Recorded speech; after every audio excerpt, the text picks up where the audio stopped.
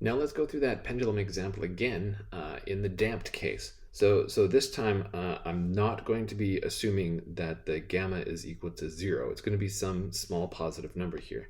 And so just for the sake of the example, suppose we're dealing with the underdamped case. So gamma is going to be less than 2 omega. Okay, so let's see. So if we look at the critical point that's an even multiple of pi, then the determinant of j minus lambda I is now we've got minus lambda minus omega squared 1 minus gamma minus lambda. And so this is going to give us lambda squared plus gamma lambda plus omega squared. Or using the quadratic formula, we see minus gamma plus or minus gamma squared minus 4 omega squared. And so we've chosen gamma to be less than 2 omega so that the quantity in the root there, the discriminant, is negative. Okay, so then we're going to get some kind of a spiral for our critical point. And then if we look like just above x naught at some point like 2n pi 1, then the direction field up there is let's see, so we got y and then minus omega squared sine x minus gamma y, which evaluates to, since the sign disappears, 1 minus gamma. And so what does that tell me? Well, at that particular point then, I've got an arrow that's going like this, and this is above the equilibrium. So once again, I have a clockwise spiral.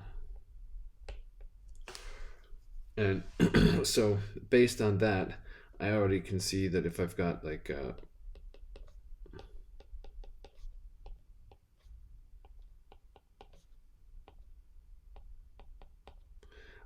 some points like this, then the corresponding trajectories are going to be coming in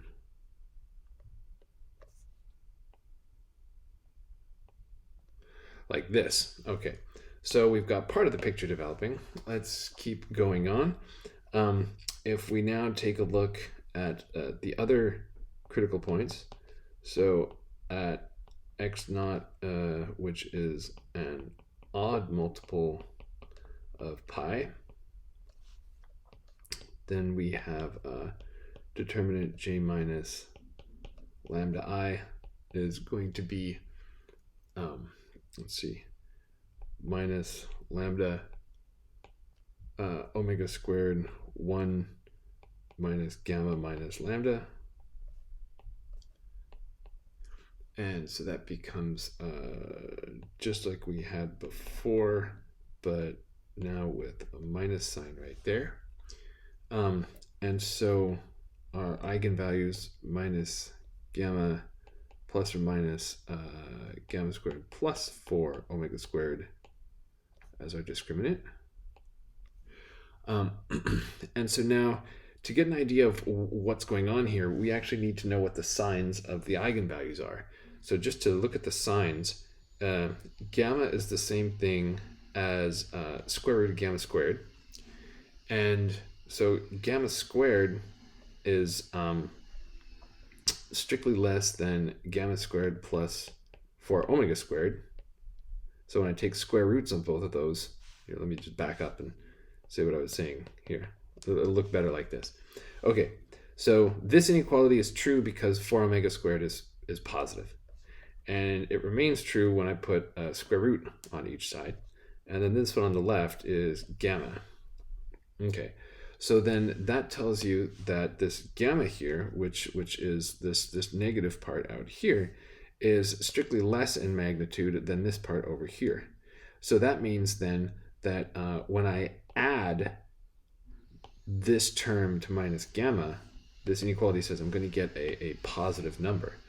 So I have, if I write capital delta for the discriminant, so it looks like this, then I have minus gamma minus root delta strictly negative, and minus gamma plus root delta strictly positive.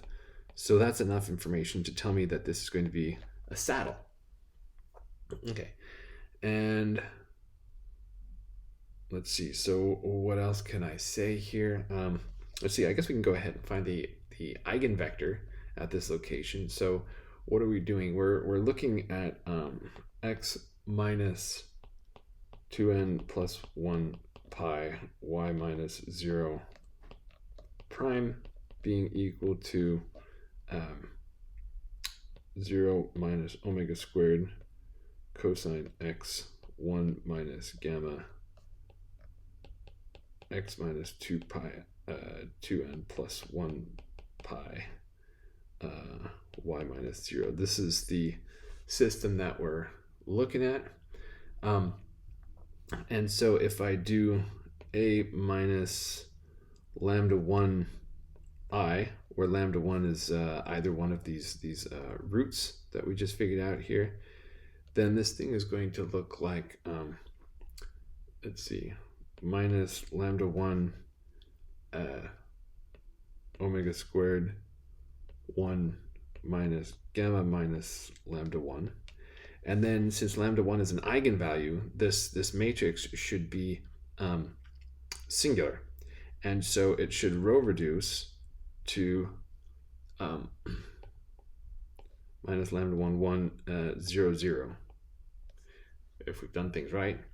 And so then we get an eigenvector that looks like 1 lambda 1. And similarly, the exact same calculation holds for lambda 2 as well. So now we've got both of our eigenvalue eigenvector pairs. And so for u equal to x minus 2n plus 1 pi y minus 0, we have that u is going to look like c1 e to the lambda 1 t 1 lambda 1 plus c2 e to the lambda 2 t 1 lambda 2. And the negative eigenvalue is going to dominate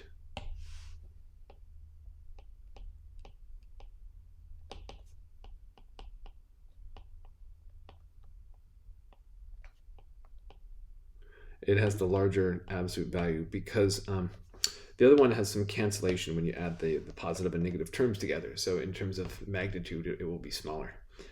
And so that tells you then that we have some kind of a saddle.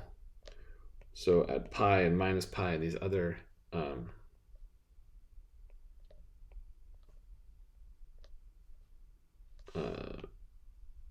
other critical points that are at the odd multiples.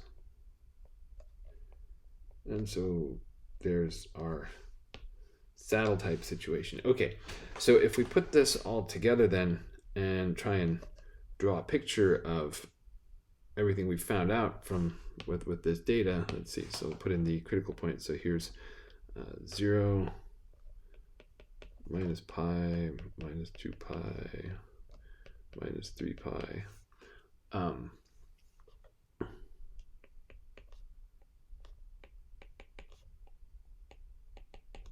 Okay, so here's our what things are looking like. So now let's see.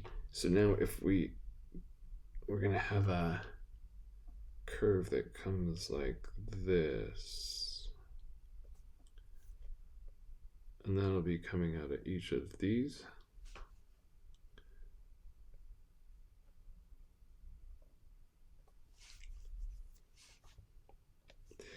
And then we'll also have ones coming in.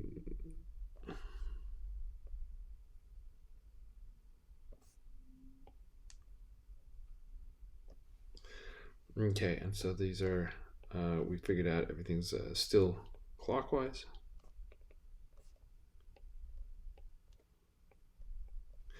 And so now let's see for the separatrixes.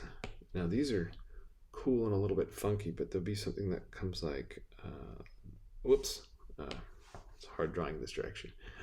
Let's see, like this, like that. Whoops.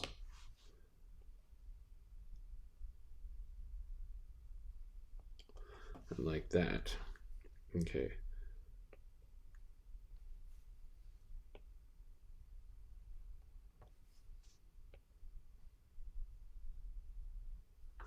Yow. Okay, so that's what the picture's looking like, and of course these are all going that way.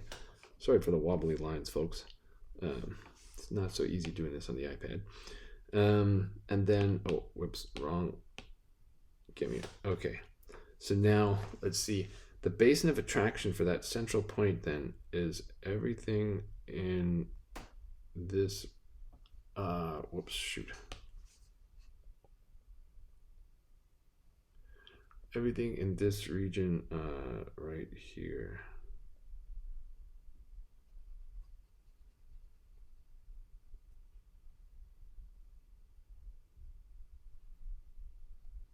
There we go.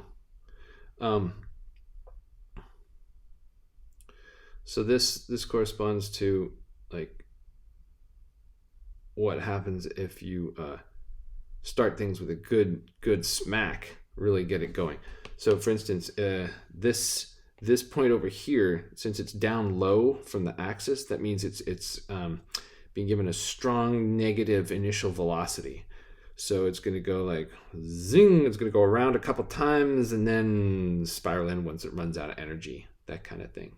And same with this one up here. This starts with enough energy that it's going to go past the equilibrium once, because remember this is the attractive equilibrium down here. So it goes past it once and then it loses energy and spirals to a stop.